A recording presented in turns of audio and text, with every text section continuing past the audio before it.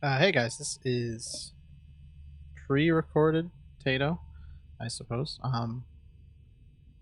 I just got back from seeing the FNAF movie, and I guess I'll talk about it because I have an opportunity to go on an unhinged rant about it.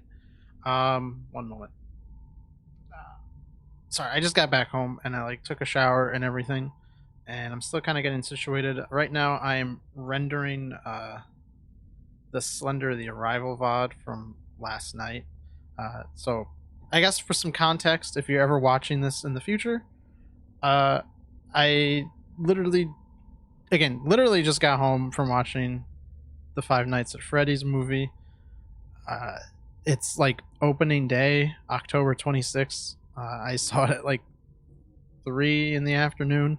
The movie is like 2.5 hours long. I heard apparently that there were rumors that it was like 3 hours long. It's not quite. It's still pretty long for a movie. At least by my standards, I think like a typical runtime for a movie is about like an hour, like 10 minutes to like an hour 30 minutes. Like 90 is usually when I start to say, oh, okay, the movie's getting a little bit long. When you get to like 2 hours and beyond, it's sort of becomes like, okay, like this movie better be good because it's got to hold my attention, right? And I'll tell you right now, uh, movie was 2.5 hours. It did not feel like 2.5 hours, so that's great. Um, Also, I'm kind of doing this off the cuff, so you might hear a lot of like ums and ahs or everything as I try to think. It's kind of weird. I'm just talking into the microphone. I don't have like a chat or anything. I kind of figured it's easier to just talk instead of streaming this. I don't know how edited this will be. I'll try to keep it structured in my ideas as I watch the movie, I suppose, would be the easiest thing to go.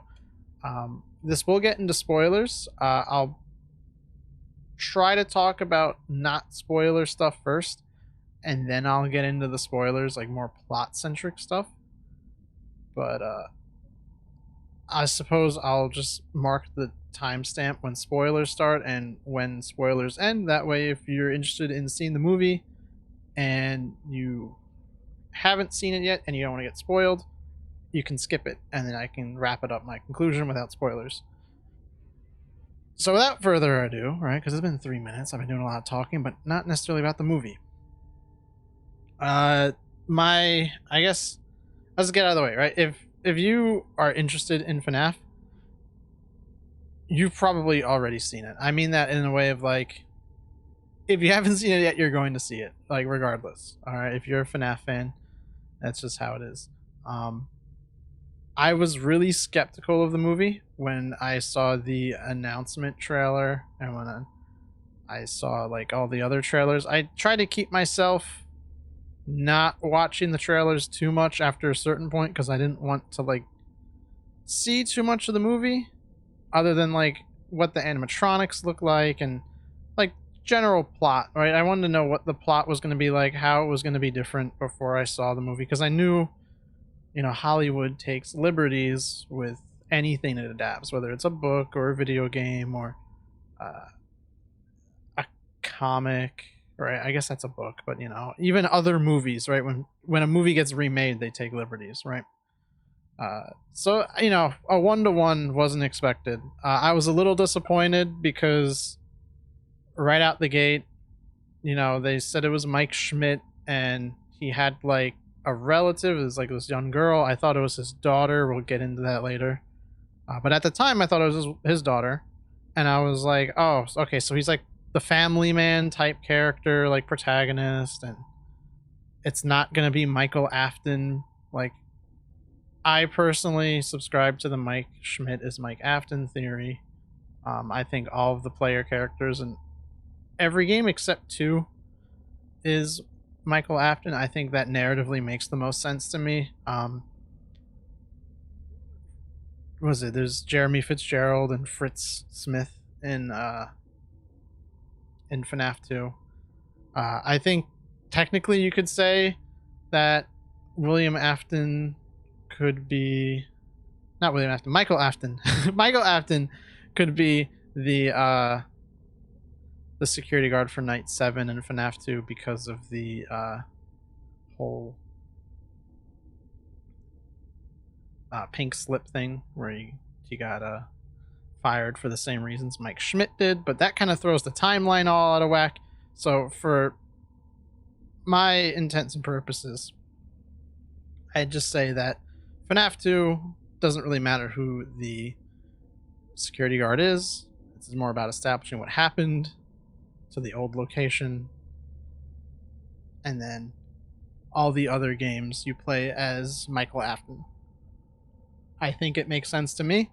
I could do a whole video talking about the lore. There's plenty of channels out there on YouTube who talk about the FNAF lore and their ideas and their theories and all that stuff. But that is a different thing for a different time, and I don't know if anyone ever is interested in that. I'm here to talk about the movie, so let's get into the movie. So I went into it, after seeing the trailers and kind of being a little disappointed with how it was kind of conflicting with my idea of how the story should be. I was like, okay, well, I'll go see it anyway, even though I think it's going to be bad. I suppose I can say right out of the gate, my expectations were exceeded. So it wasn't a bad movie. I'll give it that much right now. I think if you like FNAF, you'll enjoy it. It wasn't a very scary movie. There were like a few gag jump scares. That was about it. There was no actual like real jump scares. You might call it like cheap that they were fake jump scares and not like a real one. But like FNAF is built on jump scares, right? So there had to be at least one. In fact, it's like I think the beginning of the movie they actually use. Is it the beginning of the movie? I don't remember. There were like multiple chase scenes. So I guess like I don't know, it might be like a quick spoiler. There was like a chase scene with Foxy, and at the end of that chase scene there was a you hear Foxy like do the original FNAF jump scare. Pretty sure that was in the beginning of the movie, like the prologue before they introduced all the characters. It was like the old night guard. So that was kind of cool. Trying to think now. I think that was the only time they used it, which is fine. It wasn't like that was like a little bit of fan service, and I suppose that brings me to I think my biggest compliment towards the movie. I'll say compliment because I couldn't think of the word. I think one of the biggest things I think the movie did right, I'll say that's probably a little bit better, is that it sprinkled in the fan service, right? There were little nods and community like wink wink nudge nudge type deals that if you're in the know you get it. What I like is that looking at it like objectively, like removing myself from what I know about FNAF, and just like if I was just someone going to see a movie, like let's say I'm someone's friend or family member or parent, right? I'm going to see the FNAF movie with this person I know, right? Whether you're a parent going with your kid, or your friend dragged you along, or your significant other dragged you along, something like that, right? And you don't know anything about FNAF, but they like FNAF, right? I'd say if you're an outsider and you watch the movie, what you get is a movie that is, I'd say it's pretty good, right? I think as far as video game movies go, like games that have adapted movies, I think it is probably one of the better ones. I personally, in my own rating, right, I'd go like bottom of the barrel. Oh god, I might get some hate for this one. I think the worst it's my emotional attachment that does it. I think one of the worst video game movie adaptations is probably Silent Hill. Um, the Mario Brothers movie is like somewhere near the bottom. I know that's like kind of like a universally hated movie. Um, but I think it's probably somewhere above like Uwe Boll films, right? So you have like Silent Hill, like Uwe Boll, like the Far Cry movie and Postal, all that stuff. You have like Mario Brothers, and then there's like, you know, all like the middle stuff that like I can't think of right now. And then for a while, I used to say the Warcraft movie was like the best video game movie, right? It was like my favorite. I thought, as a fan of Warcraft, it did a good job. And as someone who didn't understand Warcraft, I think it did a good job of picking the first game and like making it coherent for the most part for someone who was outside of it. I think there was some stuff they kind of left unexplained and kind of didn't go anywhere for an outsider. So for a while, my standard for movies based on video games was like, be as good as Warcraft, right? Warcraft's good. Try to aim for that, right? I'd say since then, FNAF has exceeded Warcraft. I think it takes its place pretty rightfully as like the best video game adaptation. So if you want to like stop here and say, okay, I want to go see the movie, cool. I'm going to start talking about the plot a little more generally now. And some of the things I kind of noticed while I was watching.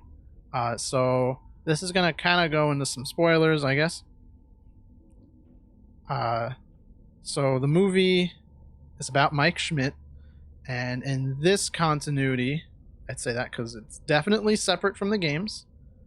It's definitely separate from the Fazbear Frights books or the Tales from the Pizzaplex books, which I don't even know if Tales from the Pizzaplex is related to the Security Breach game. There's people who even go, is Security Breach even related to the mainline series at this point? So, you know, it was the Steel Wool stuff related to the Scott stuff, right? It gets fucking crazy. So yeah, the Fazbear Frights books, the was it the Silver Eyes books, right? Are like their own like continuity. I think those two are even separate from each other. I couldn't even tell you how fucking crazy it gets. There's like so many justifications for like so many different things. But the movie is like its new, like its own continuity. So in this one, Mike Schmidt, he is an adult whose younger brother got kidnapped while they were children. They were in a camping trip with their parents, and at some point the parents go away and they leave Michael's younger brother Garrett, I believe his name was, with him. And Michael ends up like looking away or doing his own thing, and then when he goes looking for Garrett, he witnesses him being kidnapped, and it's something he obsesses over as an adult, which actually is really important, key to like the whole setup of the movie. Which there's this one thing that they always go back to, is that he has trouble sleeping, right? He takes sleeping pills. They say he's sleeping all the time, right? He sleeps a lot. Even like a lot of the time when he's supposed to be working, instead of like doing like FNAF security guard things where he's watching his animatronics, he's sleeping on the job, which sort of kind of ties into Michael Afton's character in a way too, because he's kind of like a slacker and he's also kind of like a hothead.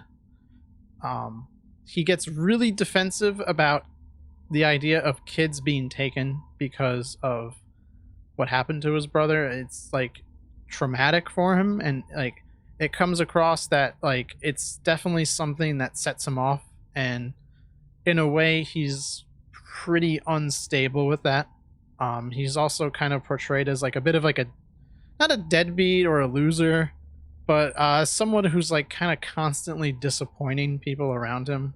Um, it's like some conflict where he's trying to like connect with his sister, who I thought was originally going to be his daughter. I thought he was a dad. Turns out he's raising his sister after their parents are no longer in the picture. His mom died, and the dad is. I think he just disappeared. He couldn't handle it after the brother got kidnapped and the mom died. So dad's just gone. So it's just Mike and his sister. I think her name's Abby.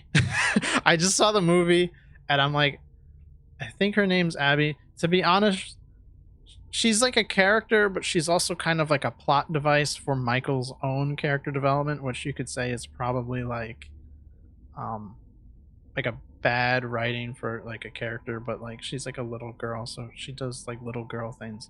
The one thing that they take away from, or that they mention, is that their one family member, their aunt, calls her mentally ill because she doesn't play with other kids. She just kind of colors and draws by herself, and she talks to her imaginary friends, which is kind of a recurring point in the movie, and it becomes a big deal later when we talk about that. If you know FNAF story, you probably know where that's going. And in it,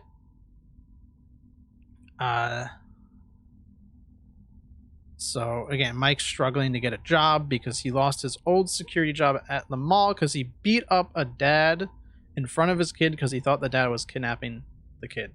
So, he sees the dad kind of drag the kid away. He makes an assumption that there's a kidnapping going. That sets him off because of what happened with his brother.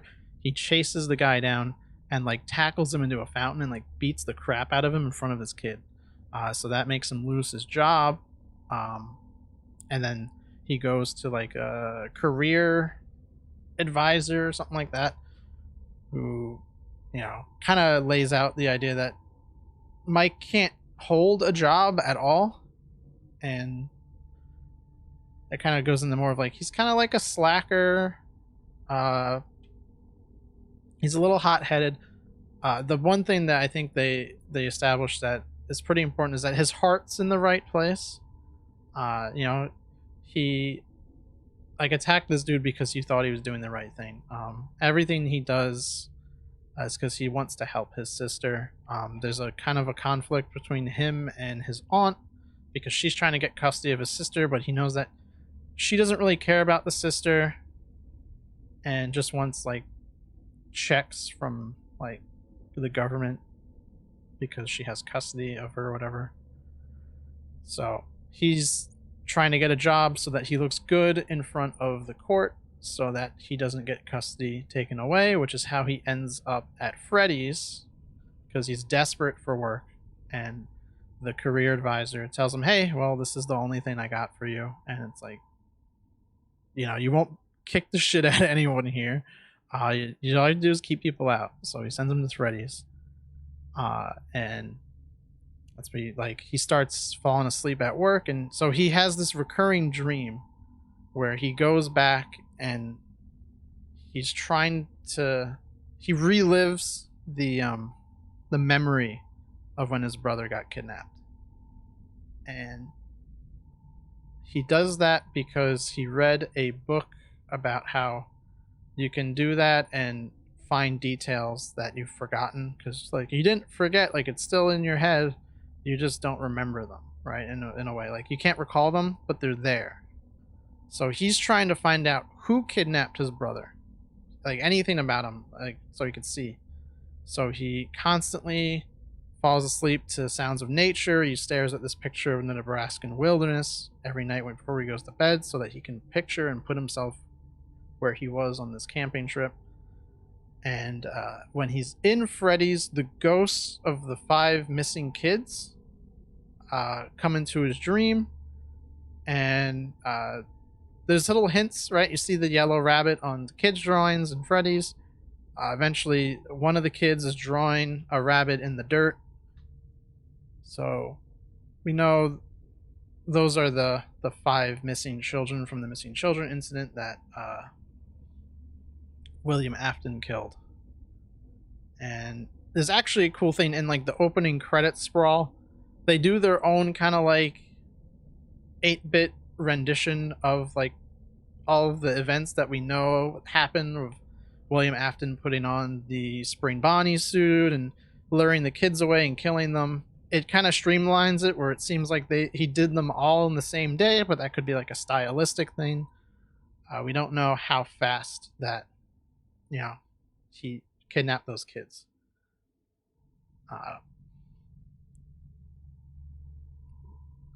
Forgot what I was gonna say.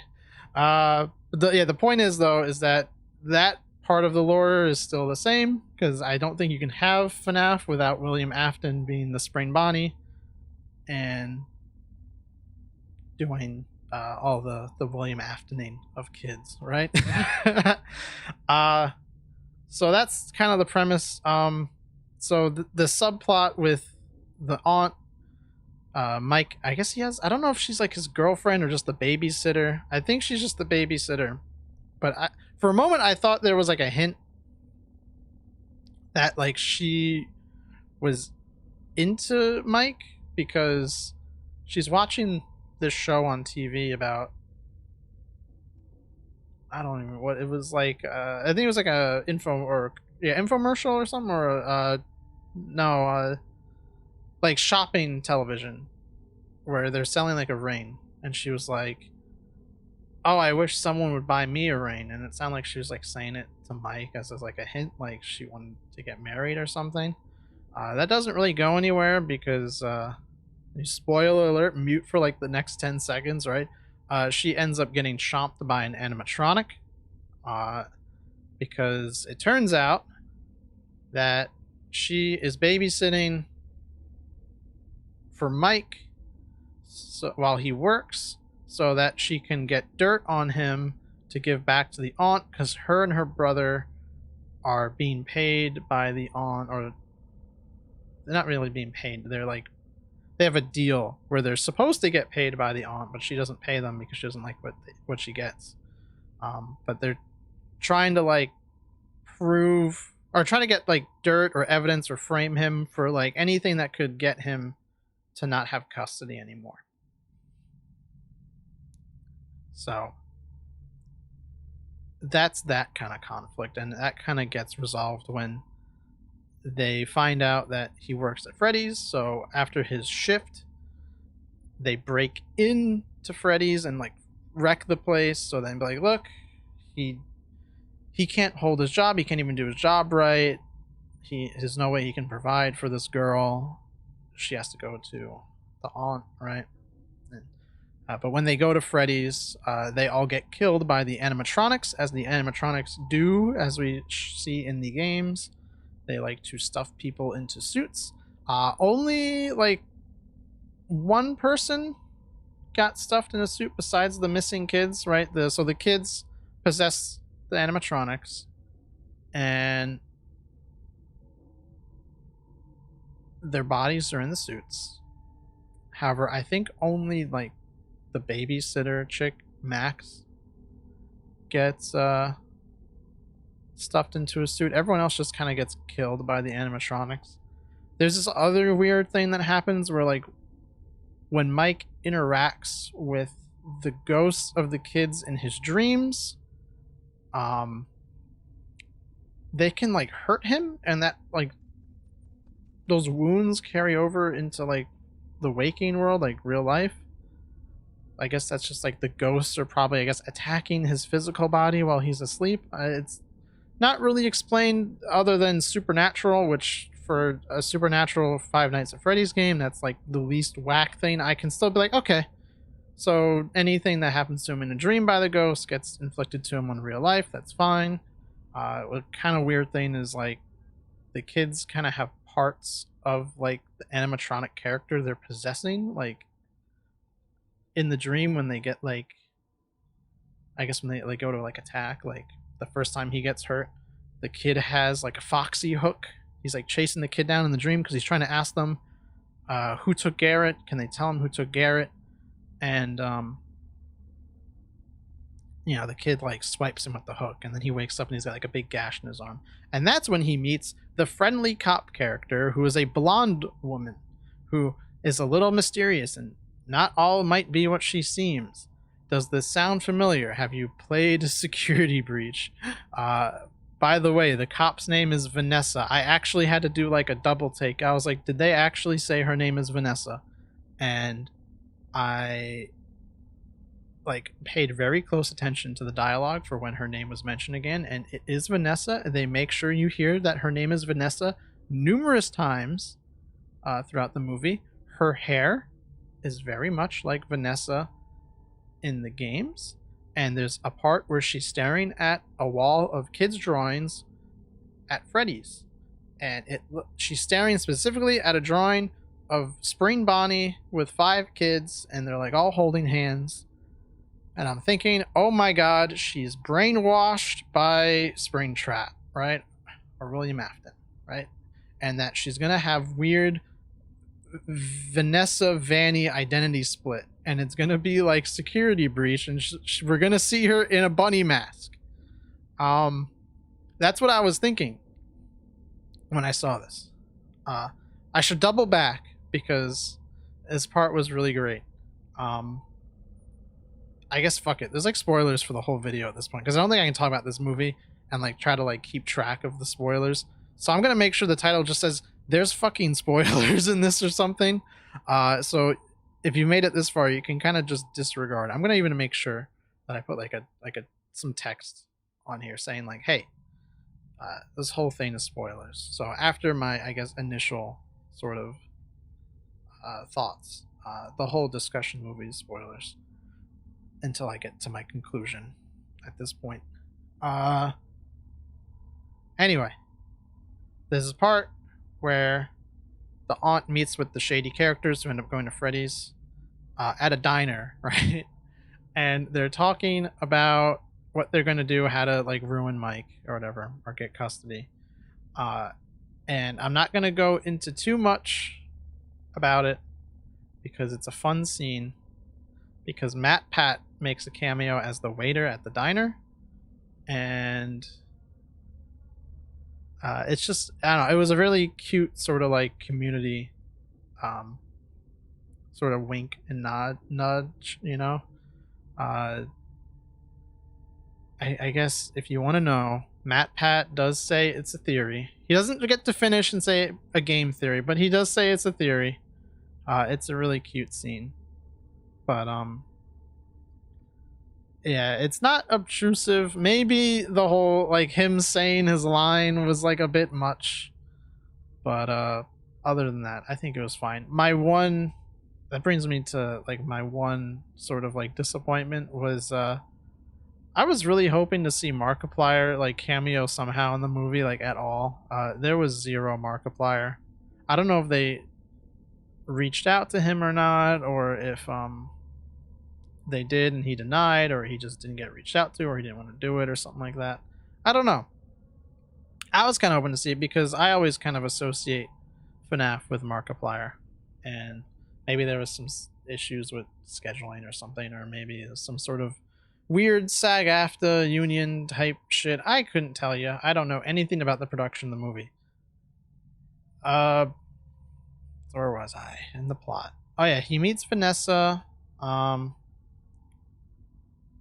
his, I think it's his second night. Spoilers, he doesn't spend 5 nights at Freddy's. That's like my other complaint. I was keeping track of how many nights there were. I think there were like 3, maybe 4 tops. But yeah, he meets Vanessa, I think, on the second night, before the hoodlums die. And then on the 3rd night, because he can't get the babysitter because she's dead and he doesn't know it, he brings his sister to Freddy's with him so she can sleep in the security office while he does his work. What he does is he kind of just cleans the place up from all the vandalism, and then he promptly goes back to sleep to talk to the ghost. It was at that point, I think he spoke to the ghost of the kid possessing Freddy, and there he was like, can you help me find like who did this? It could have been the ghost who was possessing Golden Freddy or Fredbear.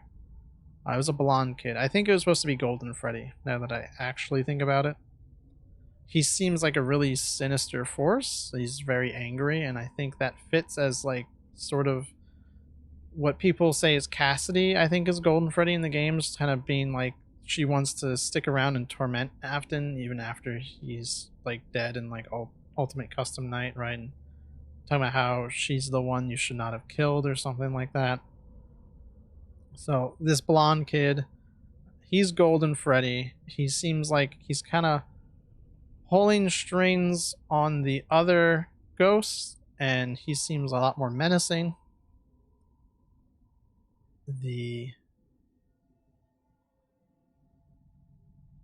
So he talks to that ghost, and he's asking like, hey, can you help me like find who got my brother, because you're in my dream here, like, did you see anything? And he's like, well, what are you gonna give to us, you know? And Mike is like, well, I'd give anything, right? And it's kind of menacing, because then like he wakes up and we hear like not Cassie, we hear Abby screaming, right? And so he's like, it's like, oh my god, the animatronics are attacking the girl. It ends up being like a fake out, and they were playing with her, and I guess they were, I don't know how an animatronic like tickles a girl, but they were like tickling her or something. So she was playing with the animatronics like they were other kids, which she doesn't do with the other kids when she's at school. So things kind of, it seems like the animatronics are ready to like attack Mike, and then they don't want to do it in front of Abby because they are her friends, which I mean that literally, because in the next scene when they're home, we find out that the animatronics are being possessed by ghosts who are the same imaginary friends that Abby has been talking to. So somehow she has been having conversations with ghost kids who died at Freddy's, and then she finally met them as animatronics at Freddy's, and they were able to tell her about Mike's dream, and she drew a picture of Garrett getting kidnapped down to the little toy airplane that Mike keeps focusing on the dream, because you can see Garrett kind of sticking his head out at the back window, and he's got the toy airplane with him in his hand still, and so he's been focused on that. So she draws the car, she draws the airplane in the hands, and like a kid kind of looking sad, right? And so he's like, hey, did you know that we had a brother, right? And she talks to him, you know, like, can you tell me what this drawing is? And she's like, that's when Garrett got taken. And she's like, and you know, Mike is like, did you get that from the ghost?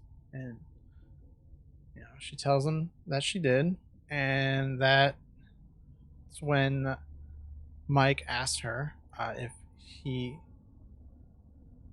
Mike asks Abby if she could ask the ghost if they can tell her what happened to Garrett, or who took Garrett, because they don't like him.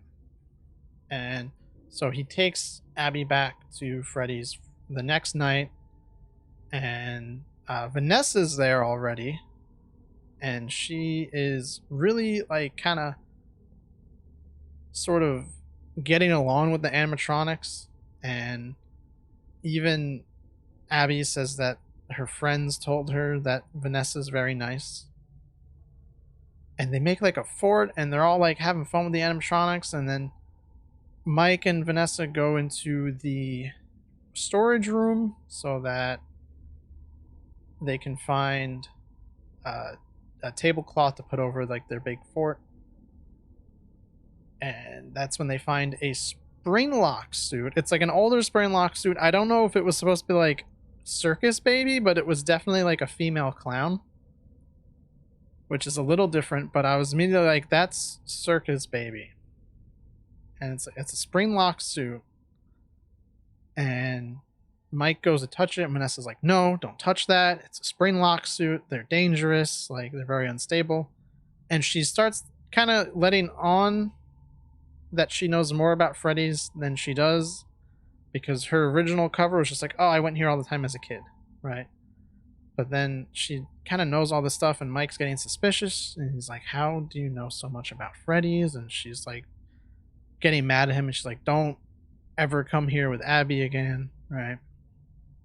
Abby has this, and she's pretty much telling him to drop looking for who killed, not who killed, but who kidnapped his brother, right? She said, drop it, it's not worth it, don't worry about it, move on with your life.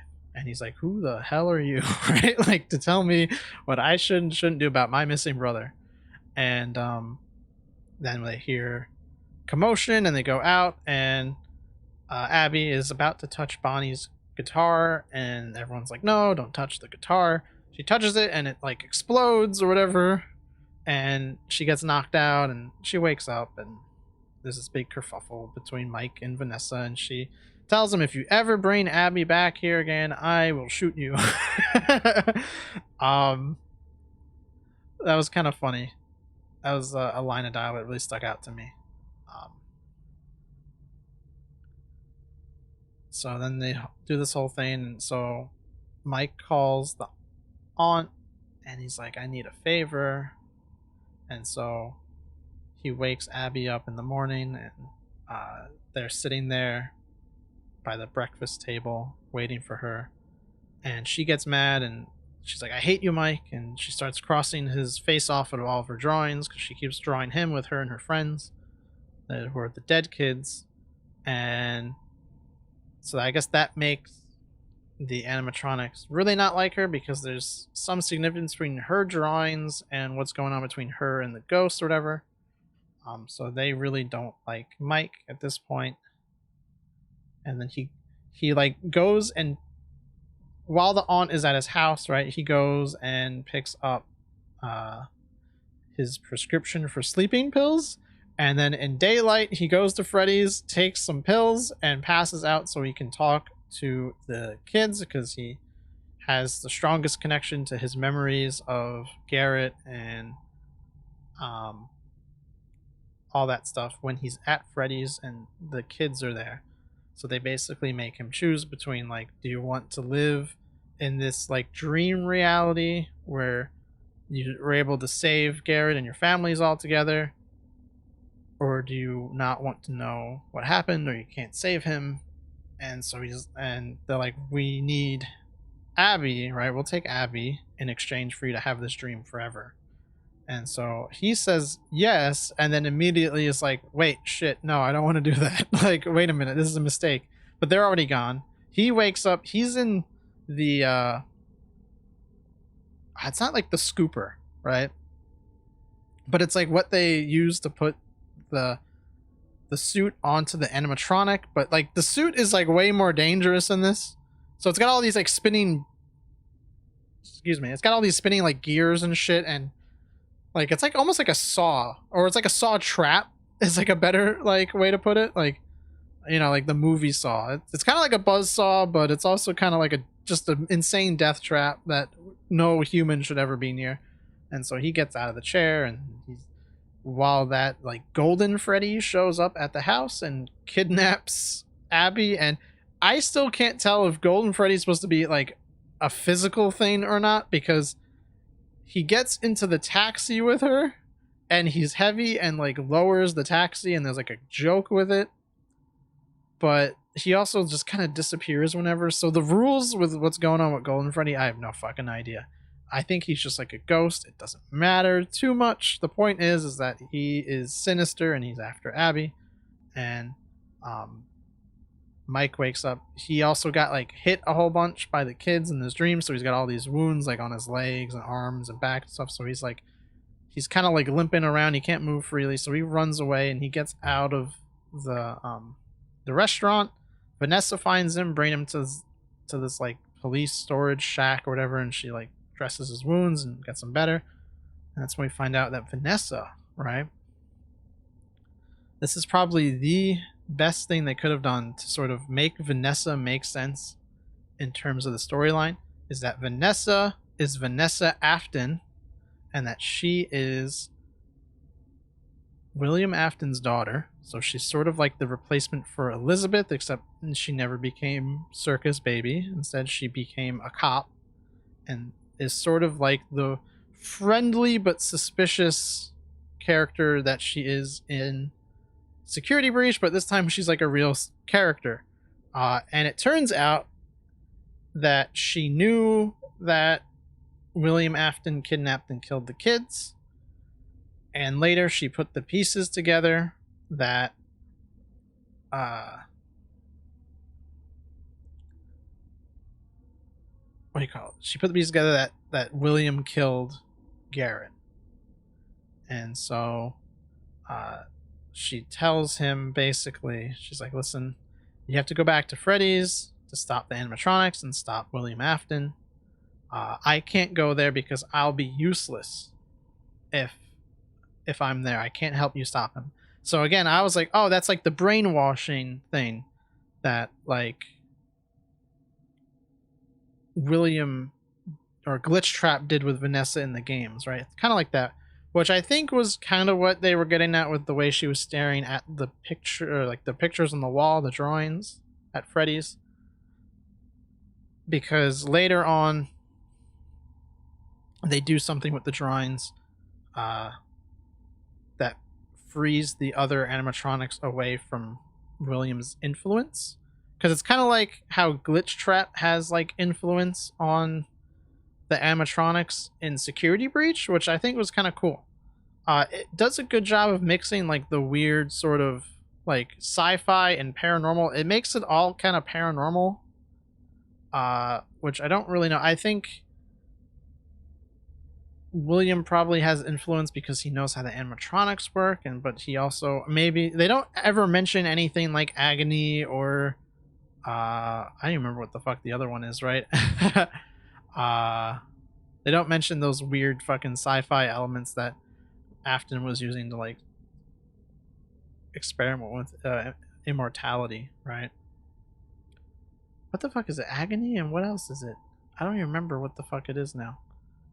But it doesn't mention any of that. But I think there's some sort of way that Afton is able to like influence the spirits because they're stuck in the animatronic. And they do it through images, which is something they established pretty early on. And like, kids communicate first through images because William's complaining about, not William, Michael's complaining about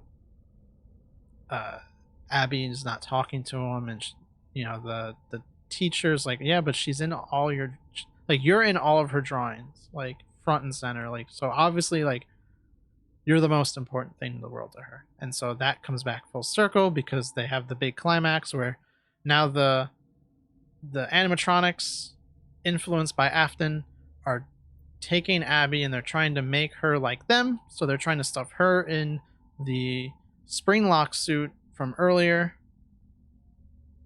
which I'm pretty sure is supposed to be Circus Baby, but don't quote me on that one. And so Michael shows up and he's got a taser and a cattle prod, so it's like the controlled shocks. So that's the way you like pacify or incapacitate the animatronics, right? You have to shock them. So they took that from the game. So he tases Freddy and Bonnie, and then he tases Chica as she's about to stuff Abby into the Springlock suit. They're running away. Mike gets bit by the cupcake, and Abby runs and hides, and he's fighting the cupcake, and he cattle prods it, and then he starts hobbling around looking for Abby, and she's hiding in the ball pit, and all I could think about was vomit in the ball pit. And Foxy's looking for her, and then Vanessa shows up and saves her and tases Foxy. And while Mike is running around yelling for Abby, that's when Springtrap shows up, and I'm thinking, holy shit, Springtrap, right? He's in the fucking movie. And I'm like, why does he look so good? Because I was like, the suit is kind of like moldy in some places, but I'm like, it don't look like Springtrap, right? There's no like gore or like blood. the suit's still very yellow. It doesn't have that gross green tint to it. I'm like, they made Springtrap too clean. What the fuck? Like, and I was like, this is Springtrap because the eyes are glowing and everything. And the one thing I didn't like immediately when I heard it was like, Afton's got this evil laughter and it's coming through like a voice modulator in the Spring Bonnie suit. And I was like, oh my god, no, they made him like a super villain, right? And he's like taunting Mike and he's like, I killed your brother and now it's perfect symmetry because I'm going to kill you and then I'm going to stuff your sister in a fucking spring lock suit, right? Like all this crazy shit. And he's like, and then, you know, like Mike tries to tase him, but it doesn't work. And I'm like, why doesn't it work? Right? It's a spring lock suit. And at some point I think Vanessa shows up and she's yelling like, hey, you know, Dad, you can't do this. You need to stop, right? And she's pointing her gun at him. And I'm like, holy shit. And he takes the mask off and it's the guy from the career services, like the career planning services that Mike went to early, the guy who got him the job at Freddy's. And he was, I thought it was just going to be phone guy because he was saying all phone guy stuff. He was like, catch you on the flip side and all this stuff. And he knew a lot about Freddy's. He never said the animatronics get quirky at night. I was waiting for that line. Never happened. But I was like, holy shit. He said, catch you on the flip side. That's crazy, right? So I thought, oh, okay, it's just phone guy, right? They repurposed phone guy. Nope. They sort of did, but they kind of went with the phone guy as the killer theory, right? Because then they made, like, William Afton was the phone guy, right? But it's actually William Afton was the career services guy who was secretly keeping Freddy's open because even though it was closed, he was still, like, paying to keep everything together, and he was sending people to work as the security guard there and then letting them get killed by the animatronics for some reason. And Vanessa's whole goal is she's supposed to keep tabs on the night guards because to make sure they don't get too close, because if they get too close, then she's supposed to get rid of them, I guess. And so that was what she was doing with Mike, but then she ended up being sympathetic with Mike because of the whole thing between him and Abby and what happened with Garrett and all that stuff. So turns out that William Afton wasn't Springtrap yet. He was still alive, which I thought was like, okay, now it makes sense why the suit's still in like such good condition comparatively what it should be if he was Springtrap. And so, you know, he's like, he like makes the animatronics rise up again. And he's like commanding them because he has the influence. And it turns out the influence is there because front and center and all the big collage, all of the pictures is the picture of Spring Bonnie holding hands with all the kids. So that's influenced them into thinking that he's their friend and that they need to kill anyone who is against him. So Abby like draws a picture of the Spring Bonnie suit killing all of them as kids, and she tears down the picture and slaps it up on the wall while Michael is like resetting the power so the lights can go on, and all the lights are shining on the picture and on William, and the animatronics turn on him, and it becomes the scene at the end of FNAF 3 in a way, when all the ghosts corner Afton and he hides in the spring lock suit. It's kind of like that, except he's already in the suit. But they like all surround him and the spring locks start going off, and he's like, it's for a PG-13 movie, it's like the most visceral thing you get. You see like the parts jutting in and like his shirt getting bloody and stuff like that, and like they keep going in. My one complaint is the mask is off when it starts, and it becomes like the dumbest thing because while he's like getting spring locked, he puts the fucking mask back on and he's like I don't know why he's doing it. I know he has to so he can become Springtrap, right? But it's like so fucking stupid. And then as he's getting spring locked, he's putting the mask on and he's like, he says the line, he goes, I always come back, and then he puts the helmet on and then he fucking gets super spring locked and fucking dies. And it's insane and it's stupid, and I'm like, I loved every minute of it. And then it like, you know, fades out. He stabs Vanessa, I forgot to mention that, during, because Vanessa shoots him before the whole kerfuffle, right? And so she's like, I'm not gonna let you kill another kid, and he just fucking stabs her. First he was like choking her out and like reactivating all the animatronics, right? And then he just fucking stabs her. It was kind of crazy. So then, he gets spring locked, and then, everyone makes it out. They run away, and it's like, all right, well now, right? Abby's doing well in school. She's talking to the other kids. She's getting along, right? She doesn't seem so unwell, right? She and Mike are happy. They're talking about what they want for dinner, and they're driving back. And Mike's like, "Oh, we're gonna stop by the hospital," and they visit Vanessa, and Vanessa's comatose, so we don't know what happens to her. I'm assuming she's gonna wake up, but I think it's like part of sequel bait. I think she's gonna become like a Vanny at some point, and if they make another one, I think she's gonna become like a Vanny, and she's gonna turn evil. Um, and then, you know, they're driving home, and I think they get home, and Abby's like, I still want to visit my friends because they're all alone, and there's like a picture of all of them laying down in the fort together, like a big happy friend group or whatever. Everyone's happy together, and Mike's like, well, you never know what's gonna happen, right?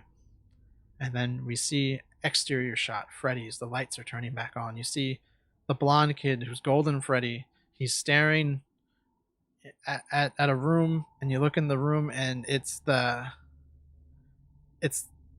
the scene from the FNAF 3 trailer where Springtrap's like twitching, and you hear him, he's like yelling and gurgling and like making pain noises, but it's like okay, he's becoming Springtrap, right? Like I don't know if the ghost is keeping him alive so he can like suffer like being spring locked forever, but he's gonna end up being Springtrap, and I think it's like sequel bait that like William Afton is gonna come back, right? As he always does.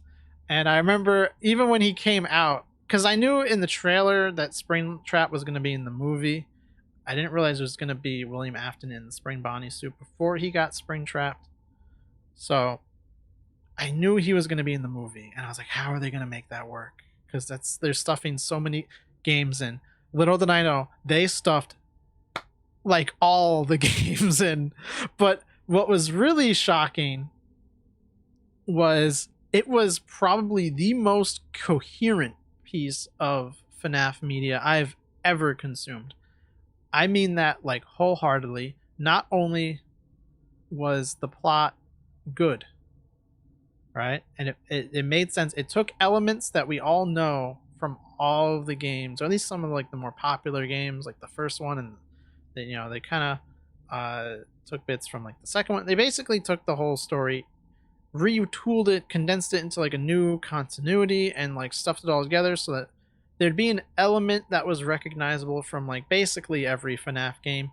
The dream part, I thought at first when I first saw the book, when we first meet like Michael Afton, right? He's like there's like a flashback where he's reading a book called Dream Theory, and I thought that was just gonna be like a wink, wink, nudge, nudge, just about like the FNAF 4 Dream Theory, right? Where basically the entire series was a dream, right?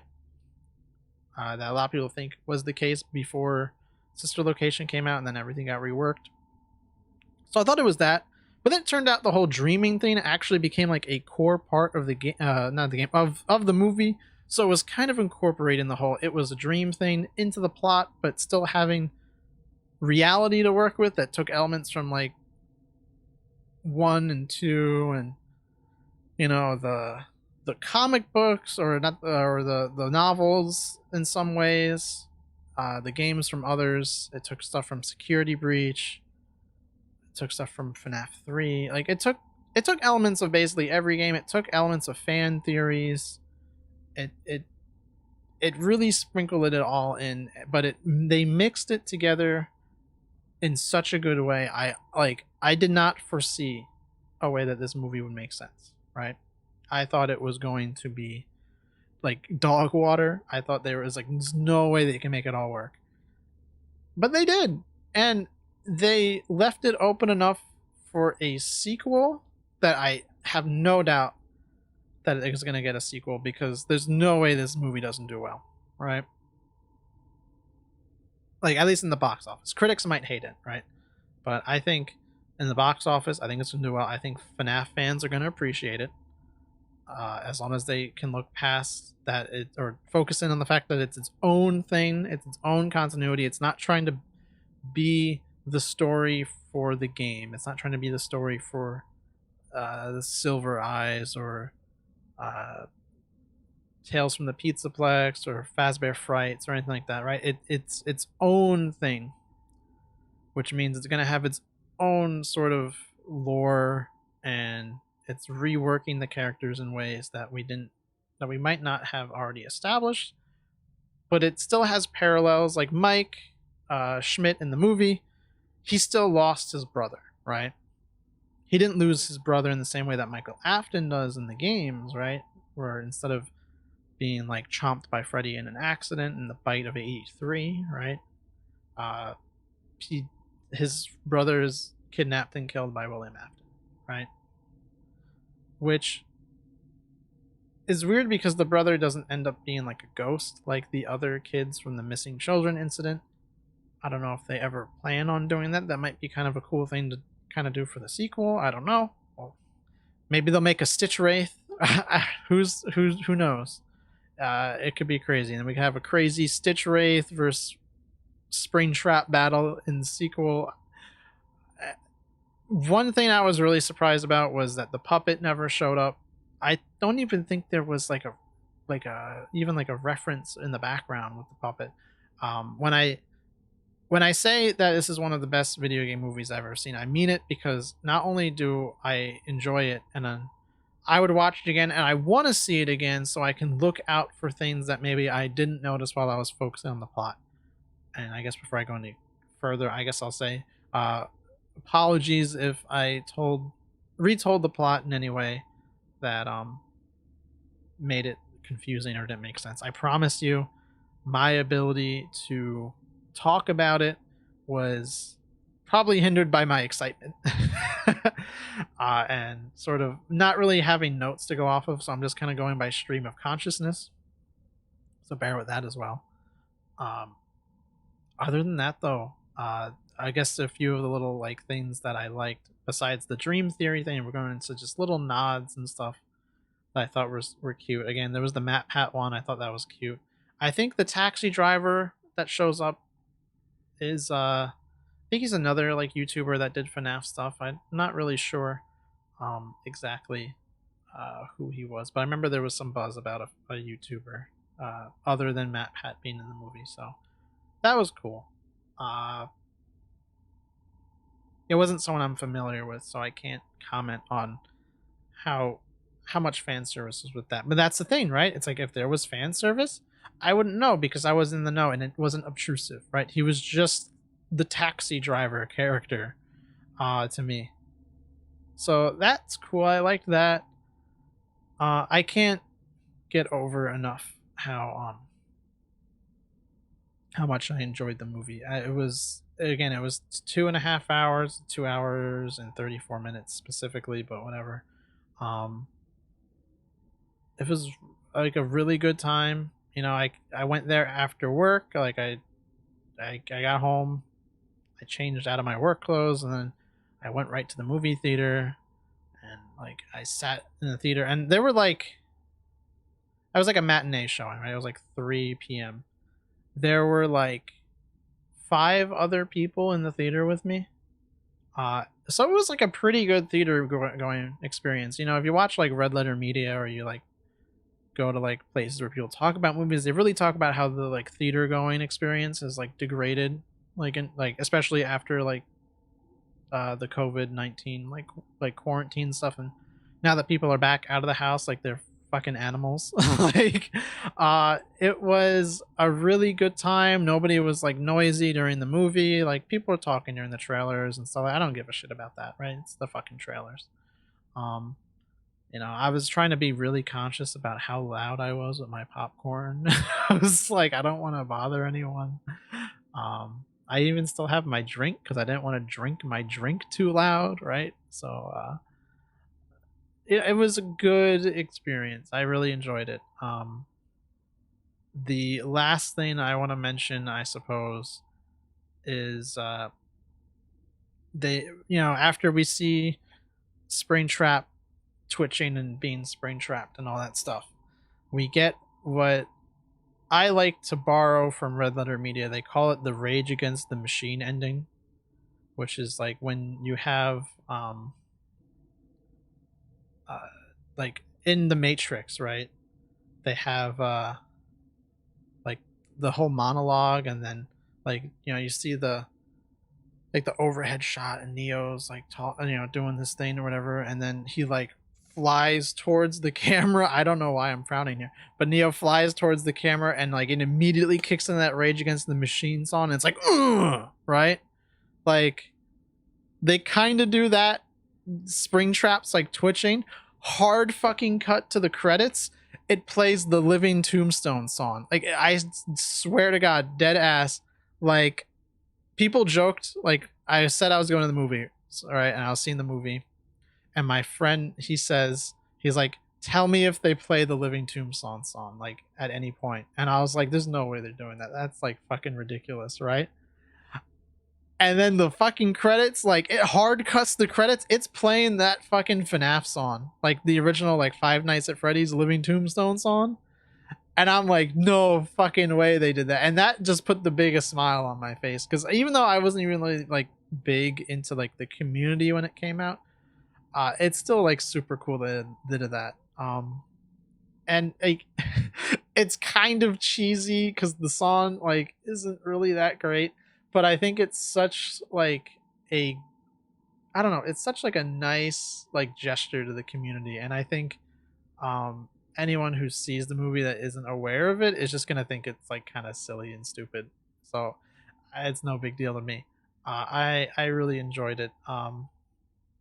My last little complaint, so there's this one part where like Freddy's behind the curtains and he's like in shadow, right? And then like his face starts lighting up, and it's kind of like the blackout in FNAF 1. And it was cool. I like that. It was like a cool nod. I don't think at any point in the movie it plays the Torador March. I think the credits kind of have it like, so after the Living Tombstone plays, and it has like that classic like Hollywood sort of like semi-ambient like film score like credits music. So they kind of like, I think they sprinkled in like motifs from the Torador March like into that. So it was really cool. And that was my one complaint, is I would have liked to hear like, Freddy doing like the dun dun dun dun dun dun dun dun dun dun dun. But like other than that, it was fine. It would have been nice to have like a real like blackout moment at some point in the movie. If they do a sequel, I don't know if they can make Freddy a threat again, unless they make it like now Golden Freddy is controlling like Freddy in the game, right? And making them like a threat and influencing them. I'd like to see something like that. I don't know if they're going to become like withered animatronics if they make a sequel. That'd be kind of cool. I don't know how they could get the toys to fit in, unless it's something like somebody's bringing Freddy's back and they made the toys, and but the wizards are still there. Maybe that could work, and they could bring the puppet in. I don't know. I'm sure if they try to make a sequel, because the daycare attendant is such a fan favorite, they might try to somehow squeeze the daycare attendant in, but I don't know if that'd work. That's I think that's all I have to say. Um I can't think of anything else off the top of my head about the movie. So that was kind of long-winded. It's like been an hour. If you listen to the whole thing, congrats for sitting through this. I imagine this is something like a podcast where you can just kind of put it on in the background. Uh, so if you like that kind of thing, there you go. I'll probably end up talking about it on stream. I'm sure that'll probably there might be a stream before this gets posted. I don't know. If there is, I might talk about it on the stream, but the super heavy discussion, I guess I'll post here. If people have any comments or anything like that, or anything that they think could be clarified better, I might make a follow-up video to this and sort of try to refine what I'm thinking. I don't want to become one of those FNAF discussion channels, but at the same time, I'm kind of like riding the high of just seeing the movie. So I suppose if you have anything you want to talk about in the comments below, then feel free to do that. And I'll try to respond. And if there's enough discussion going on, I'll probably end up doing like a follow up to this because it's fun kind of just rambling about a movie, kind of unfocused. Anyway, I don't know what else to say. So I guess that's it. Bye bye.